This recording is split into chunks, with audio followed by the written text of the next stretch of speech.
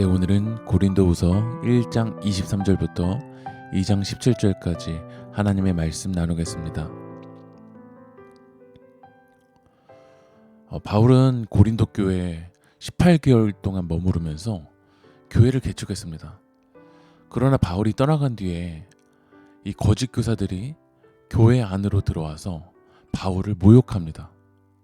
거짓 교사들은 복음이 아니라 복음이 아닌 것을 가르쳤습니다. 복음 아닌 것을 들었을 때 이 고린도 교회 안에는 바울의 사도직을 부정했어요. 복음을 부정하니까 복음을 전했었던 사람도 부정했던 거죠. 교회가 복음 아닌 것에 서게 될 때 이 고린도 교회는 이제 극심한 혼란을 겪게 된 겁니다. 이런 문제 앞에서 이런 이야기를 바울은 듣고 2장 4절 말씀 보면 내가 마음에 큰 눌림과 걱정이 있어 많은 눈물로 너희에게 썼노니 이는 너희로 근심하게 하려 한 것이 아니오 오직 내가 너희를 향하여 넘치는 사랑이 있음을 너희로 알게 하려 함이라. 이런 문제를 듣고 바울은 눈물의 편지를 쓴 거야. 여러분들에게도 교회를 향한 눈물이 있습니까?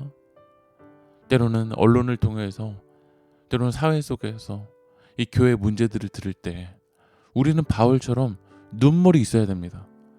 분노와 정죄와 비판만 있으면 교회가 다시 살아나기 어렵습니다. 그러나 고린도 교회는 바울의 눈물의 편지가 있었다라는 거죠. 사람들이 모여있기 때문에 교회에도 문제가 일어날 때가 있습니다. 우리는 그때 바울처럼 눈물을 흘려야 될 줄 믿습니다. 바울은 고린도 교회를 개척한 사람이기 때문에 자신을 부정하고 자신을 비방하고 이 사도직을 부정했다는 사람의 이야기를 듣고 당장 가서 이 고린도 교회 사람들을 징계하고 싶었던 마음도 있었을 것입니다. 그러나 바울은 고린도 교회를 가기로 한 것을 멈춰요. 왜냐하면 23절을 읽어보면 내가 목숨을 걸고 하나님을 불러 증언하시게 하노니 내가 다시 고린도에 가지 아니한 것을 너희를 아끼려 하며. 바울이 고린도 교회 방문을 늦춘 이유는 성도들을 아꼈기 때문에 그래요.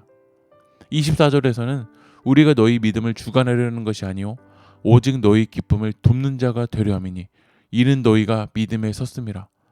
바울은 고린도 교회를 개척한 사람이기 때문에 자신의 뜻대로 고린도 교회 가서 주도하고 자신의 방식을 강요할 수도 있었을 거야. 그러나 그 모든 걸 멈춰요. 왜냐하면 성도들을 아끼기 때문에. 고린도 교회 성도들이 다시 회개하고 믿음 위에 서도록 기다린 거야. 만약 바울이 자기 감정만 앞서서 고린도 교회에 가서 징계하고 분노했다라면 아마 또 교회 안에 문제가 일어났을 거야. 그런데 바울의 제일 관심은 뭐였냐면 성도들이 하나님 앞에 믿음에 서는 거였어. 만약에 자기의 그 위치, 자기의 그 명분만 중요했더라면 바울은 그러지 않았을 거야. 그러나 바울의 제일 관심은 성도들이 하나님 앞에 믿음에 서는 거였다는 거죠. 우리도 교회를 생각할 때 내 뜻대로 교회를 흔드는 것이 아니라 모든 성도들이 믿음 위에 서는 것이 우리의 관심이어야 돼요.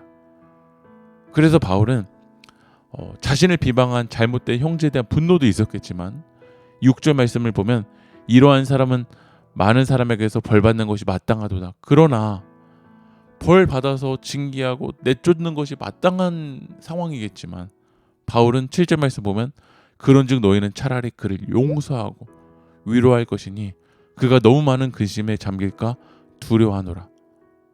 충분한 징계가 받았고 그에게 진리를 가르쳐주고 그가 회개했다라면 이제 교회는 용서하라는 거야. 사랑으로 품으라는 거야.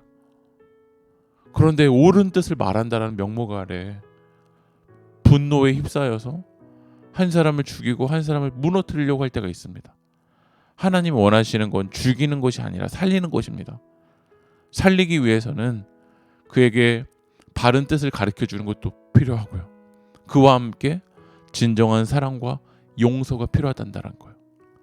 이러한 사랑과 성도들이 믿음 위에 서도록 기다리는 이 모습들을 통해서 15절 말씀을 읽어보면 우리는 구원받은 자들에게나 망하는 자들에게나 하나님 앞에서 그리스도의 향기라는 거예요.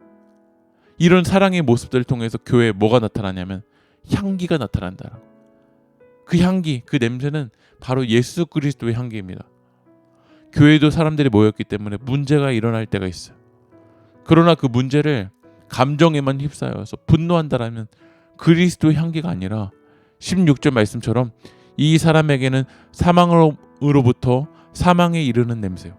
사망의 냄새가 날 거라는 거죠. 여러분들은 어떠한 냄새가 납니까? 여러분들의 말을 통해서, 여러분의 삶을 통해서 그리스도의 향기가 납니까? 아니면 사망에 이르는 냄새가 납니까? 그러나 그리스도의 향기는 16절 하반절에 생명으로부터 생명에 이르는 냄새라, 생명의 냄새가 난다라는 거죠. 저는 우리 새길교회가 바울처럼 때로는 교회 문제가 일어났었을 때 눈물로 이 문제를 풀어간다라면, 그에게 진리를 가르쳐주고 그가 회개하고 돌아왔었을 때 진정한 용서와 진정한 사랑을 한다라면 우리 새길교회 성도님들을 통해서 그리스도의 향기가 나고 생명으로부터 생명에 이르는 냄새가 날 줄 믿습니다. 그런 가정과 그런 교회, 그런 성도가 되길 주님의 이름으로 축복합니다. 기도하겠습니다. 하나님, 우리가 문제 앞에 설 때 우리도 눈물을 흘리게 하여 주시옵시고, 우리의 삶을 통해서 향기 나는 그리스도인으로 살아갈 수 있도록 인도하여 주시옵소서. 예수님의 이름으로 기도합니다. 아멘.